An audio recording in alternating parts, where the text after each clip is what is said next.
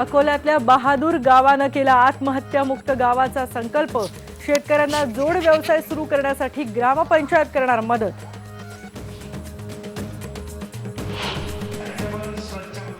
आता मुस्लिम समाजातल्या उपजातींमध्ये सुरू होणार रोटी बेटी व्यवहार। बार्शीतल्या करमाळ्यात मुस्लिम समाजाचा ऐतिहासिक निर्णय। औरंगाबादमध्ये रोटी बँकेनंतर आता कपडा बँक। गरजूंसाठी मुखाती इस्लामिक सेंटरनं सुरू केला उपक्रम। परभणीत हुंडाबळी प्रकरणी फक्त सासूला अटक। मालंदी शेखचा जळाल्यानं मृत्यू। पोलिसांची भूमिका संशयास्पद असल्याचा नातेवाईकांचा आरोप। उस्मानाबाद भाजपमध्ये प्रदेशाध्यक्ष रावसाहेब दानवेंनी गुंडाला प्रवेश दिल्याचा आरोप। देवानंद रोचकरी याच्यावर अनेक गुन्हे दाखल। अमरावतीत आदिवासींच्या अनेक योजना रखडल्या। आदिवासी आयुक्तांचं पद रिक्त असल्यानं खोळंबला कारभार।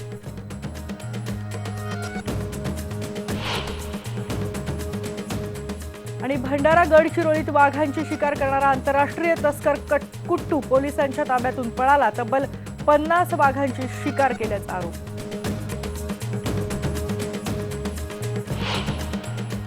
नमस्कार, मी केतकी जोशी। गावाकडच्या बातम्यांमध्ये आपण सुरुवातीला बघणार आहोत एक खूप सकारात्मक ऊर्जा देणारी बातमी। नापिकी कर्जबाजारीपणाला कंटाळून शेतकऱ्यांच्या आत्महत्या होत आहेत ही तर बातमी आपण रोज पाहतोच, पण यावर मात करण्यासाठी अकोला जिल्ह्यातल्या शेतकऱ्यांनी पुढाकार घेतलाय। बाळापूर तालुक्यातल्या बहादुरा गावानं आत्महत्यामुक्त गाव करण्याचा संकल्पच केलाय। पाहूयात एक स्पेशल रिपोर्ट।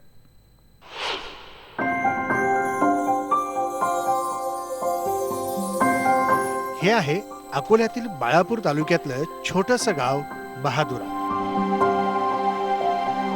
या गावानं नव्या वर्षात संकल्प केलाय की बहादुरा हे आत्महत्यामुक्त गाव करायचं। राज्यातल्या शेतकऱ्यांच्या आत्महत्या थांबवण्यासाठी सरकारही प्रयत्न करत आहे। त्यातच या बहादुरा ग्रामपंचायतीनं आत्महत्यामुक्त गावाची संकल्पना मांडून सगळ्यांपुढे एक आदर्श निर्माण केलाय। असा एक विचार आला मनात की आपल्या गावात ही आत्महत्या व्हायलाच नाही पाहिजे, शेतकरी आत्महत्या। मग याच्यासाठी काय करता येईल तर शेतीशी निगडीत जोड व्यवसाय आहे। आता आम्ही एक 10 लोकांनी मिळून एक गोट फार्मिंग चालू केला आणि त्याच्यातून बऱ्यापैकी उत्पन्न मिळत आहे। आणि परत दुसरा एक प्रोजेक्ट आम्हाला करायचा आहे, तो आहे दाल मिलचा। या गावातल्या शेतकऱ्यांनी आत्महत्या करू नयेत म्हणून गावकऱ्यांनी असा संकल्प केलाय की दुष्काळ, नापिकी किंवा आर्थिक संकटामुळे आम्ही कधीही खचून जाणार नाही। आत्महत्या करणं हा कुटुंबाला आणि गावाला कलंक असून तो आम्ही कधीही लागू देणार नाही। गावातले शेतकरी, शेतमजूर किंवा इतर कोणीही आर्थिक संकटात सापडल्यास आम्ही सर्व मिळून त्यांना मदतीचा हात देऊ आणि स्वाभिमानानं जीवन जगू। येणाऱ्या भविष्य काळात आमचा कोणताही शेतकरी आत्महत्या करणार नाही अशी आम्हाला अपेक्षा आहे। शेतीला जोडधंदे म्हणून उद्योगधंदा, कोट फार्म झालं, अजून दाल मिल, अजून अधिक असे उपकरण करावं असे आम्ही मार्गदर्शन करतो। हा ग्रामपंचायतीनं जे ठराव घेतला की नाही, हा ठराव पद्धतशीर घेतला। शेतकरी त्याच्या इकडे वळले पाहिजे, शेतकऱ्यामध्ये काही सुधारणा झाली पाहिजे, शेतकऱ्यांना काही ना काही जोडधंदे चालू करायला पाहिजे, म्हणजे आत्महत्या करायची पाळी पडणार नाही शक्यतो। बहादुरा ग्रामपंचायतीनं गावातल्या शेतकऱ्यांसाठी गट तयार केलेत। पहिल्या गटासाठी जोड व्यवसाय म्हणून शेळी पालन सुरू करून देण्यात आलेला आहे। हा गट 10 लोकांचा आहे, तर दुसरा गट दालमिल सारखा उद्योग उभा करणार आहे। याशिवाय अगरबत्ती, दुग्ध व्यवसाय यासारखेही लघुउद्योग शेतकऱ्यांसाठी सुरू करण्याचा ग्रामपंचायतीचा पानस आहे। कुंदन जाधव, IBN लोकमत, अकोला। आणि आणखी एक सकारात्मक बातमी आहे सोलापूरमधून आलेली। सोलापूर जिल्ह्यातल्या करमाळ्यात एक ऐतिहासिक निर्णय घेण्यात आला आहे। प्रजासत्ताक दिनानिमित्त इथे एक अनोखा मेळावा होता, तो होता अल्पसंख्याक मेळावा। आणि या मेळाव्यामध्ये मुस्लिम समाजात विखुरलेल्या उपजातींमध्ये रोटी बेटीचे संबंध प्रस्थापित करण्याचा निर्णय घेण्यात आला आहे। मुस्लिम समाजामध्ये तांबोळी, शिकालकर, मणेर, पटवेगार आणि अत्तार हे जाती समूह आहेत, पण त्यांच्यामध्ये कोणतेही नातेसंबंध नव्हते, रोटी बेटी व्यवहार होत नव्हते। त्यामुळे इच्छा असूनही विवाहासाठी सुद्धा हे एकत्र येत नव्हते। या सगळ्या गोष्टींचा मुस्लिम समाजातल्या ज्येष्ठ व्यक्ती आणि विचारवंतांनी एकत्र येऊन विचार केला आणि त्यानंतर हा राज्यस्तरीय मेळावा घेतला। रूढी परंपरांची बंधनं तोडून एकत्र येण्याचा निर्णय यावेळेला घेण्यात आला। याच वेळेला राज्यभरातून आलेल्या मुस्लिम समुदायातल्या सुमारे 700 तरुणांची नोंदणी करून घेण्यात आली आहे। ही विवाह नोंदणी केलेल्या तरुणांचे विवाह समाजाच्या वतीनं मोफत लावून देणार आहेत।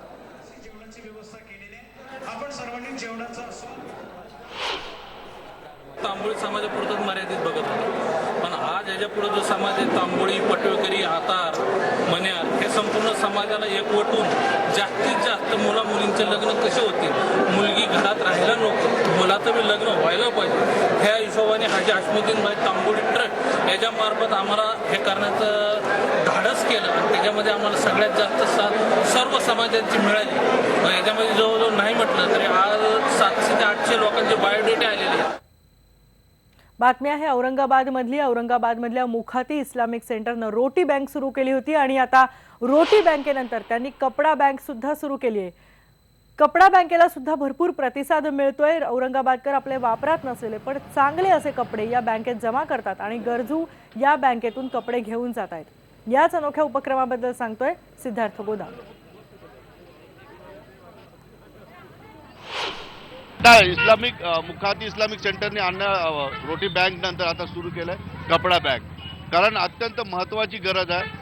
आपल्याला माहीत आहे की कपडा हा अत्यंत महत्त्वाचा आहे आणि या ठिकाणी जुने पुराणे जे काही कपडे आहेत किंवा नवीन कपडे या ठिकाणी आणून बँकेत जमा करायचे आणि ज्याला गरज आहे ते या ठिकाणाहून हे कपडे घेऊन जातात। खऱ्या अर्थानं थंडीचे दिवस आहेत, अनेकांना पांघरायला घालायला कपडे नसतात, त्यामुळे या ठिकाणाहून बरेच कपडे घेऊन जातात। एक आदत आहेत, क्या लिया आपने? मैं बच्चों को 10 साल का बच्चों को कपड़ा लिया, पैंट शर्ट, मेरे को एक शर्ट मिली। अच्छा, तो क्यों लिया तुमने यहाँ? मैं मन चुका था दिन भर। उन्हीं बैंक चालवणारे यूसुफ मुखाती आपल्या सोबत आहेत, आप जाइए अभी। यूसुफ भाई मेरे को बोलो, रोटी बैंक चलाया आपने, काफी अच्छा चल रहा है, अभी कपड़ा बैंक, ये सब क्यों? सर कपड़ा बैंक इसलिए कि आज कपड़े का कीमत बहुत ज़्यादा हो गई सर। एक आदमी अगर ड्रेस लेना है 2000-3000 का ड्रेस मिलता है सर। यहाँ पे आइए, आप पुराने कपड़े फ्री में गरीबों को मिलेंगे सर। और आज सर कपड़ा अगर 25 लाख लोग रहते सर, अगर एक आदमी ने 2 ड्रेस भी डोनेट करा सर आके, तो सर लाखों में कपड़े होंगे और कोई आदमी बगैर कपड़े का अपने शहर का रहेगा नहीं सर। मेरे कितना कपड़ा आता है और कितना कपड़ा जाता है लेने के? कल हम लोग ने लॉन्च किया, कल हम लोग ने 300 ड्रेस बांटे सर और हमारे 500-550 ड्रेस आए थे सर। बिजनेस करते हो, आपके खुद का बिजनेस का भी आप कुछ मेंटेन करते हो, लेकिन ये कपड़े आए हुए मेंटेन कर रहे हैं, इसका सुकून कैसा?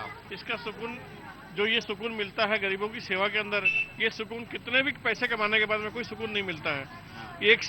एक बहुत अच्छी सेवा है एक किस्म से, ये नेक सेवा काउंट होती है और आप मोफत में दे रहे थे? हम मुफ्त में दे रहे हैं। ती महिला आहेत या ठिकाणी, मुली आहेत। मला एक सांगा, तुम्ही या ठिकाणी कपडे का आले?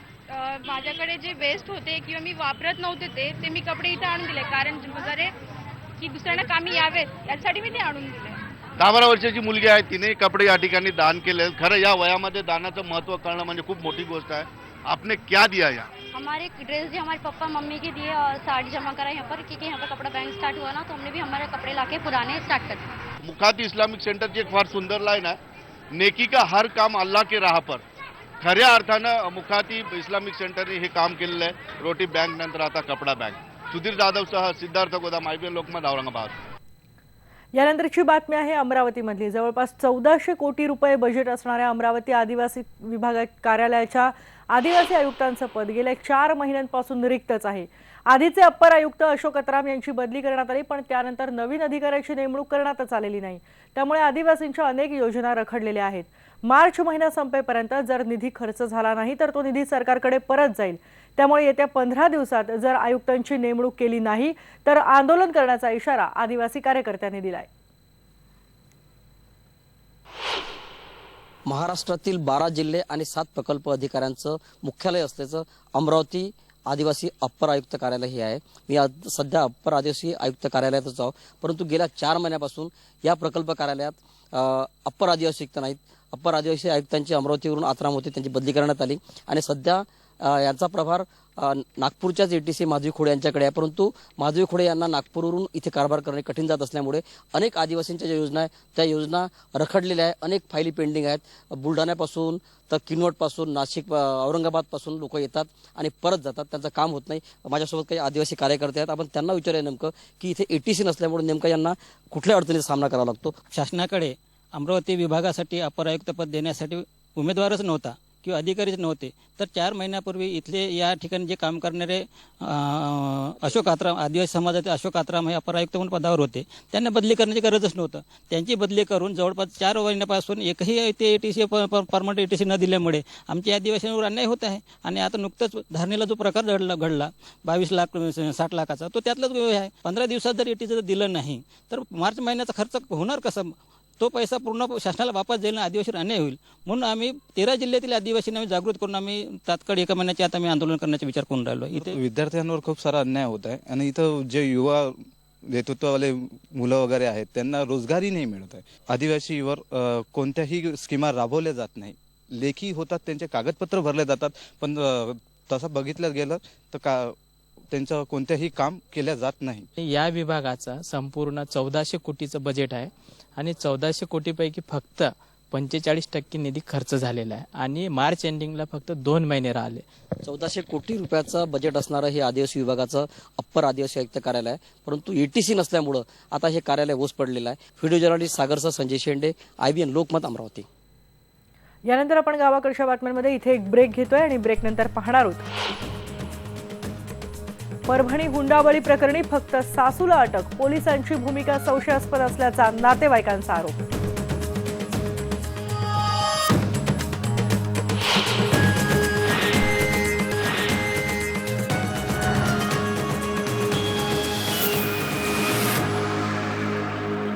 बातमी आहे परभणीची. परभणीच्या पाथरी तालुक्यातल्या हदगाव नखाते गावी मालनबी हिला जाळून मारल्याप्रकरणी तिची सासू जी आहे तिला अटक केली आहे. 92% भाजलेल्या मालनबीला उपचारासाठी परभणीच्या शासकीय रुग्णालयात दाखल करण्यात आलं होतं. तिथे तिनं आधीच्या जबाबात काही जणांची नावं घेतली होती, पण त्यानंतर तिचा परत पुरवणी जबाब घेण्यात आला. यामध्ये तिनं फक्त सासूचं नाव घेतल्याचं पोलिसांनी सांगितलं. सासू आरशा बीला सुद्धा इतक्या उशिरा अटक केल्यानं संताप व्यक्त होतोय. सासू सोबतच मालनबीचा नवरा, सासरा, दीर हे नातेवाईकही आहेत जे तिला मारण्यासाठी जबाबदार आहेत. त्यांना कधी अटक होणार हा सवाल आता विचारला जातोय. याआधी मोटरसायकल आणि पैशासाठी तिला आणि माहेरच्यांना सतत धमकी देण्यात आली होती. 8 महिन्यांपूर्वीच मालनबीचं लग्न झालं होतं. यानंतर आपण बघणार आहोत काही महत्त्वाच्या बातम्या, पण थोडक्यात. उस्मानाबादची बातमी आहे. उस्मानाबादमध्ये भाजपचे प्रदेशाध्यक्ष रावसाहेब दानवे यांनी गुंडाला प्रवेश दिल्याचा आरोप होतोय. तुळजापूरच्या देवानंद रोचकरी याला दानवेंनी नुकताच भाजपत प्रवेश दिलाय, पण याच रोचकरीवर अनेक गुन्हे दाखल आहेत आणि म्हणूनच भाजपचे जिल्हा उपाध्यक्ष संजय निंबाळकर यांनी पक्षाविरुद्ध बंड पुकारलाय. या रोचकरीच्या पक्षप्रवेशामुळे दानवेंवरही टीका होती. आधीच दुष्काळ आणि पाणी टंचाईच्या झळा सोसणाऱ्या सटाणा तालुक्यातल्या शेतकऱ्यांवर एक मोठं संकट कोसळलंय. नामपूर शिवारातल्या शेतात दुपारी शॉर्ट सर्किटमुळे आग लागली आणि यामध्ये 2 एकर डाळिंब बागेचं नुकसान झालं. यामध्ये 500हून जास्त झाडं जळून खाक झाली. डाळिंबाची फळं सुद्धा पूर्णपणे भाजली गेली आहेत. सुशील दादाजी पवार या शेतकऱ्यानं टँकरद्वारे पाणी भरून आपली डाळिंब बाग वाचवण्यासाठी तो धडपड करत होता, पण ही सगळी बाग या शॉर्ट सर्किटमुळे जळून गेली. गडचिरोली जिल्ह्यात सिरोंचा तालुक्यात गोदावरी नदीवर तेलंगणा सरकार उभारत असलेल्या मेडीगड्डा कालेश्वर प्रकल्पाविरोधात संतप्त शेतकऱ्यांनी मोर्चा काढला. या बॅरेजमुळे तेलंगणाला पाणी मिळणार असलं तरी सिरोंचा तालुक्यातली 21 गावं बुडणार आहेत आणि त्यामुळे संतप्त शेतकऱ्यांनी हा तहसील कार्यालयावर मोर्चा काढला. पोलिसांनी कडक बंदोबस्त ठेवला होता. यामध्ये शेतकरी सहकुटुंब सहभागी झाले होते.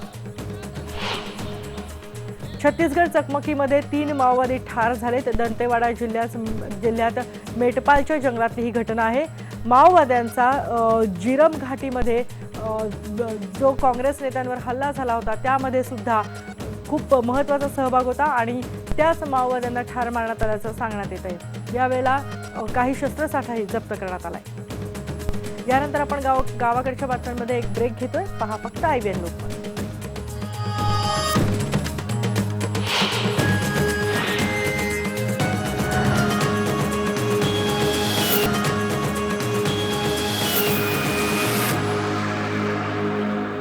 वाघांची शिकार करणारा एक आंतरराष्ट्रीय तस्कर कुट्टू भंडारा पोलिसांच्या ताब्यातून पळालाय. कुट्टूनं भंडारा आणि गडचिरोली जिल्ह्यात 5 वाघांची शिकार केल्याची कबुली दिली आहे. मध्य भारतात त्यानं तब्बल 50 वाघांची शिकार केल्याचा आरोप त्याच्यावर आहे. सीबीआय आणि वन्य विभागानं त्याला गेल्या वर्षी मार्चमध्ये मध्य प्रदेशातल्या कटनी जिल्ह्यातून अटक केली होती. त्याची चौकशी झाल्यानंतर सीबीआयनं राज्याच्या वाईल्ड लाईफ प्रोटेक्शन विभागाकडे त्याला सोपवलं. सध्या तो भंडाऱ्याच्या मध्यवर्ती तुरुंगात होता. 4 दिवसांपासून वडसा इथं कोर्टातल्या तारखेसाठी 2 पोलीस त्याला घेऊन जात होते आणि त्यावेळेला लाखांदूर तालुक्यात दिघोरीजवळ तो टॉयलेटला जाण्यासाठी उतरला आणि पोलिसांच्या तावडीतून पळाला.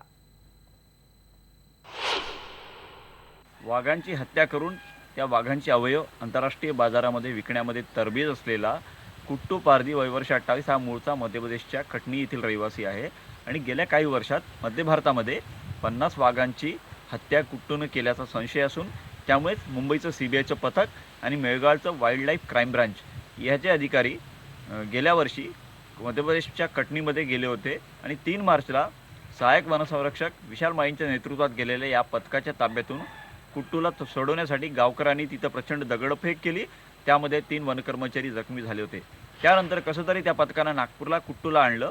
तिथं सीबीआयने चौकशी केल्यानंतर त्याला वन विभागाच्या ताब्यात दिलं होतं. वन विभागाच्या मेळघाट वाईल्ड लाईफ क्राईम ब्रँचने त्याची कसून चौकशी केली. त्याच्यामध्ये त्याने भंडारा जिल्ह्यात 3 आणि गडचिरोली जिल्ह्यात 2 अशा 5 वाघांची गेल्या 2 वर्षात हत्या केल्याचं मान्य केलं होतं. त्यानंतर पुढील कारवाईसाठी त्याला भंडाराच्या मध्यवर्ती कारागृहात ठेवण्यात आलं होतं आणि गेल्या 22 तारखेला त्याला वडसा येथील न्यायालयात हजर करण्यासाठी भंडारा येथून 2 पोलीस बसमध्ये घेऊन निघाले होते आणि लाखांदूर जवळच्या दिघोरी गावाजवळ टॉयलेटला जाण्यासाठी कुट्टू उतरला आणि तिथून तो फरार झाला. एवढा महत्त्वाचा आंतरराष्ट्रीय तस्कर असलेला आणि एवढ्या वाघांच्या हत्येचा आरोप असलेला हा जो आरोपी आहे त्याला केवळ 2च पोलीस देण्यात आले आणि त्यामुळेच ही घटना घडली असं बोललं जातं. आणि ज्या पद्धतीनं कडक बंदोबस्त पाहिजे होता तो नव्हता. आता वन विभागानं आणि सीबीआयनं ज्या पद्धतीने जीव धोक्यात घालून कुट्टूसारख्या आंतरराष्ट्रीय तस्कराला अटक केली होती तो हातातून निसटला आहे. त्यामुळे वन विभागामध्ये कुठंतरी आता एक खंत व्यक्त होत आहे आणि मेळघाट वाईल्ड लाईफ क्राईम ब्रँचला जर वेळीच सूचना देण्यात आली असती तर तातडीनं त्यांच्याकडे असलेल्या सोर्सेसच्या माध्यमातून कुट्टूला अटक करण्यासाठी काहीतरी प्रयत्न झाले असते. तब्बल 4 दिवस लोटल्यानंतर सुद्धा वन विभागाला कळविण्यात आलं नसल्याचं वन विभागाच्या उच्च पदस्थांचं म्हणणं आहे. एकूणच आता येणाऱ्या काळात वन विभाग असेल किंवा पोलीस डिपार्टमेंट असेल या कुट्टूला अटक करण्यासाठी काय प्रयत्न करतात हे पाहणं महत्त्वाचं ठरेल. महेश तिवारी, IBN लोकमत, चंद्रपूर. आणि यानंतर आपण या गावाकडच्या बातम्यांमध्ये इथेच थांबतोय. पहा फक्त IBN लोकमत.